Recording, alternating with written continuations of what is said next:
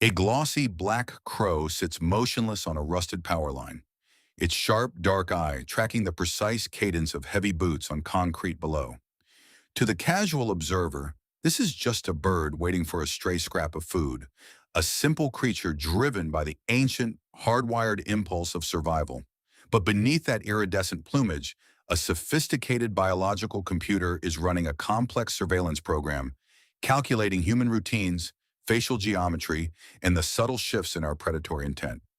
We have long operating under the comforting illusion that we are the sole observers in our suburban landscapes, the masters of the concrete jungles we built. Yet, high above the morning fog clinging to pine needles, a parallel intelligence is watching us right back, analyzing our behavior with a chilling level of precision. Across the globe, an astonishing behavioral anomaly is challenging everything we thought we knew about wildlife. As wild birds voluntarily choose to breach the boundary between species, they are not merely tolerating our presence for an easy meal, they are actively seeking out specific human individuals, establishing deep, calculated relationships that defy standard evolutionary logic. This is not a story of tameness or the simple domestication of hungry animals, but a gripping dive into a hidden cognitive world. It is an exploration of an asymmetrical intelligence, tracking our every move from the shadows of the urban canopy. Imagine walking through a quiet, frost-covered park when a single low-frequency rattle echoes from the upper branches of an oak tree. A wild magpie drops down, its long, metallic green tail feathers balancing perfectly on a weathered wooden bench just inches from your hand. It does not beg, it does not panic, and it does not exhibit the frantic, adrenaline-fueled escape responses typical of a wild prey animal. Instead, its gaze is steady, assessing your pupils, your heart rate, and the tension in your shoulders with a cold, analytical curiosity. For decades, orthodox biology dismissed these strange, intimate encounters as mere operant conditioning, a basic Pavlovian response to the promise of discarded breadcrumbs.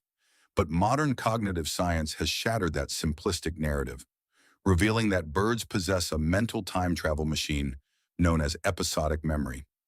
This advanced neural architecture allows a corvid to replay past human encounters frame by frame, recalling not just where a specific person was, but exactly how that person reacted months ago.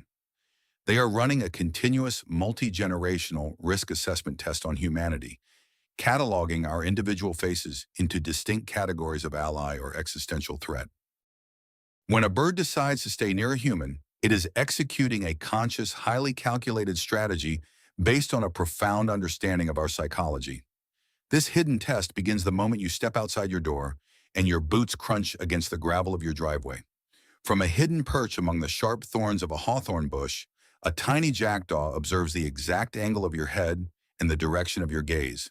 Scientists conducting field experiments have discovered that certain avian species can read human eye contact with the accuracy of a trained detective.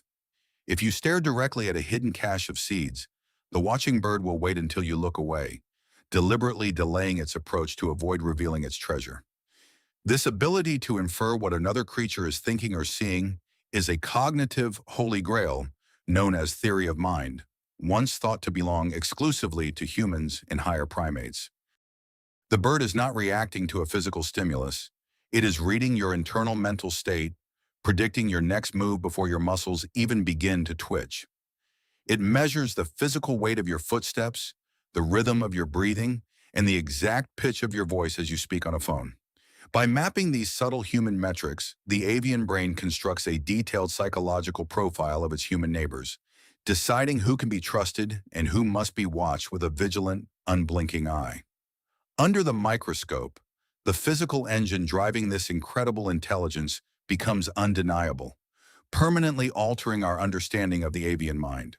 For generations, the term bird brain was used as a derogatory insult, rooted in the flawed belief that their smooth, miniature cerebral structures lack the capacity for complex thought. But neurobiologists have recently uncovered a dense, hyper-efficient network of neurons packed tightly within the avian nidopallium, the structural equivalent of our own prefrontal cortex. While a raven's brain may physically resemble a small walnut-sized mass, its cellular density is completely off the charts, containing as many neurons as a medium-sized primate. This compact biological hardware allows for lightning-fast computational processing, enabling a bird to calculate complex aerodynamic trajectories while simultaneously decoding human facial features. When sunlight filters through the dense canopy, illuminating the sleek, gray feathers of a nuthatch, that bird is using a highly evolved neural matrix to weigh the statistical probability of your cooperation versus your hostility. They have transformed our busy suburban neighborhoods into vast, open-air psychological laboratories, testing our consistency, tracking our behavioral anomalies, and exploiting our predictable routines with absolute mathematical precision. This detailed psychological profiling is not a temporary assessment, but a permanent record that can outlive the very humans being monitored. When a single person violates the unspoken contract of trust, the consequences echo through the avian community with the speed and force of a digital virus. In a landmark field experiment, researchers wearing specific distorted rubber masks captured a small group of wild crows, banding them for study before releasing them unharmed back into the canopy. The physical trauma was minimal, but the cognitive offense was logged instantly into the bird's episodic memory. Within hours, whenever the offending mask walked through the campus, a deafening, harsh alarm call would erupt from the treetops, a specific vocalization that sounded like a rhythmic, grinding, metallic saw. This was not a random panic response. It was a targeted public broadcast. Crows that had never been captured, birds that had been miles away during the initial incident, would drop down from weathered brick ledges to join the furious, dive-bombing mob. The target's face had been universally blacklisted. Even more chillingly, this hostile classification did not fade with the changing of the seasons or the shedding of old feathers.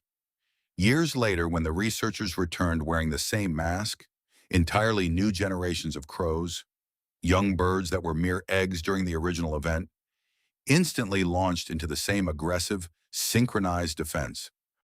The parents had systematically taught their offspring to identify the exact facial geometry of that specific human threat, passing down a cultural legacy of danger across ancestral lines. This cross-generational warfare proves that a bird's relationship with us is never casual. It is a serious, codified history documented within their social structures. If they can transmit a multi-generation grudge across a crowded urban park, they can just as easily pass down a legacy of cooperation. When a wild bird voluntarily chooses to perch near a specific porch, it may be executing an inherited family protocol, visiting a human household that its ancestors marked as a safe haven decades prior. This astonishing capacity for deep, long-term memory forces us to re-examine the true nature of what we call domestication. We typically view domestication as a brutal, centuries-long process of human dominance, where we selectively breed captive animals until their wild edges are completely smoothed away. But the voluntary alignment of wild birds points to a completely different evolutionary phenomenon: self-domestication. In the shadow of our sprawling infrastructure, species like urban jackdaws, feral pigeons, and suburban corvids are rewriting their own genetic code to better exploit the human landscape.